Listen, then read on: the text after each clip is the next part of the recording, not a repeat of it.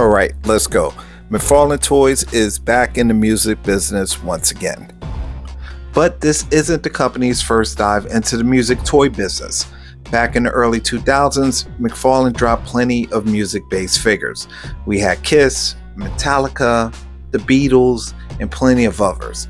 And there was even a Kid Rock prototype sculpted by Pugsy creator Dave Cortez that never went into production.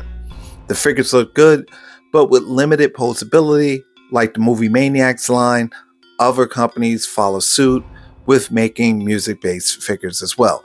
NECA had a good run, and NECA and Mcfarlane were really only doing established rock bands. Now, when I look at these figures, they were clearly targeted for the older collector with ties to these bands and perhaps was looking to regain that nostalgia. Now, enter Mezco. Mezco actually went out there on a limb and gave some pretty cool stylized hip-hop based figures. We have Public Enemy, Run DMC, and we can't forget the Biggie. They gave us a Biggie figure with various different clothing looks, and I even remember Art Asylum with the Eminem figures, and I still got my M's. After that, it seemed the music figures slowed down for a bit, and you have various drops here and there, but nothing really sustainable. And then Super 7 came out with the music-based reaction figures, and those standalone figures have really taken off. It seems every time I look, I see a new hip-hop based figure under the Super 7 banner. And then we have the Super 7 Ultimates line, so you know I caught Brooklyn's favorite son, Biggie. Now, over the summer, I also went to the 5 Points Festival, and I got turned on to Hip Hop Toys. They're an independent company, and they're out there making select hip-hop figures, which is great. I recently went on their site, and all their product is sold out. So clearly there is a need and want for these figures. Now, with Mcfarlane jumping back into the music game quick, it seems like they're playing catch up. Henceforth, the Music Maniacs line, the first wave, consisting of Rob Zombie, which looks great. I love the motif for that figure.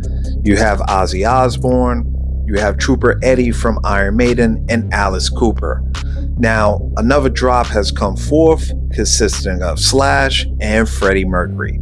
Not the first time these figures have been given a plastic treatment, and probably won't be the last.